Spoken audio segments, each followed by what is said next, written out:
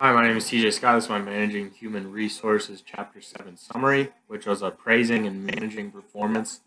Just before jumping into the details, which a lot of these details are psychologically based, which was really interesting. But the chapter overall was probably the most exciting chapter just because it applies absolutely everywhere, especially with me. It was really interesting when it comes to a team environment, which I'm around constantly.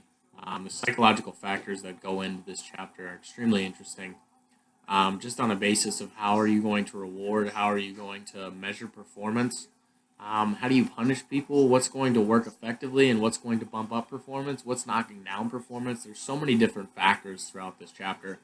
And what was really cool about the chapter throughout was they showcased a lot of different details and ways of measuring things, as well as different ways of evaluating performance and attacking different details the way they need to be attacked.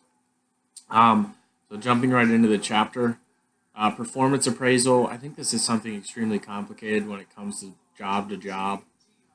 Different jobs are going to have different ways of applying the performance appraisals, different ways of addressing the fact that these people may be working hard, they may not be working hard, and a lot of people that aren't working hard may have um, extremely good job dimensions that's going to showcase the way that they did work, and other people maybe not so much. Quality of work, quantity of work, and interpersonal effectiveness.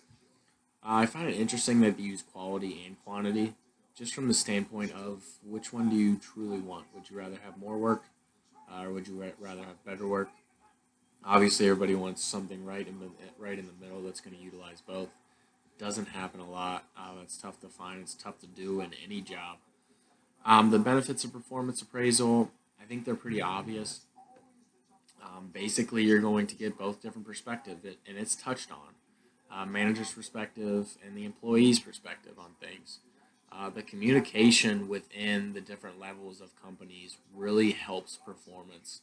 Not only as an employee do you know what you're doing right, what you're doing wrong, but it helps to bounce ideas through management, um, and find out what can I do to get better, and then what can you do to get better as a manager to help me and the rest of the employees get better.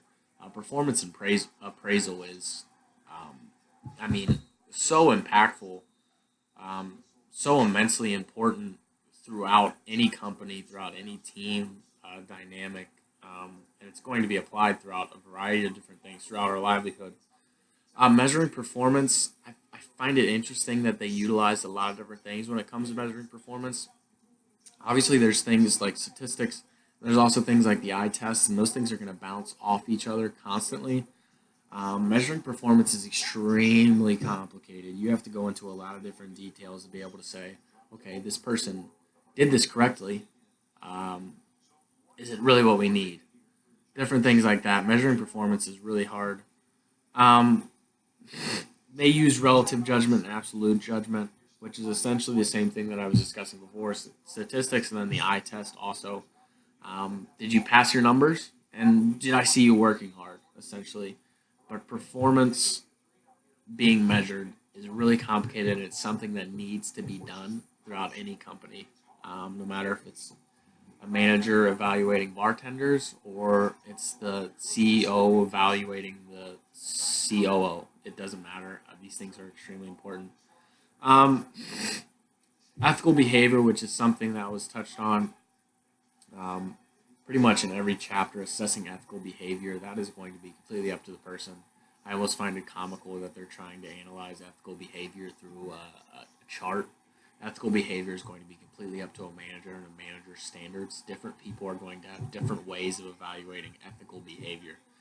Um, Measurement. This was really cool because they kind of set up the dynamic for everything that's going to be measured and ways to measure them. Self rating, peer review, subordinate review, customer review, and 360 feedback. All of those things are extremely important. I think people are constantly trying to find different ways to attack those. Interviews are extremely important also, on different ways to um, address performance. And then when you're addressing performance, you also have to be able to bounce different ideas off each other.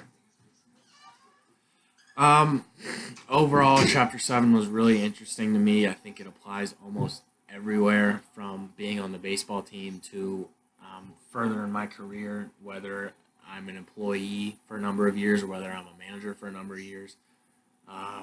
Chapter 7 was really interesting. I was really excited about Chapter 7. Thank you.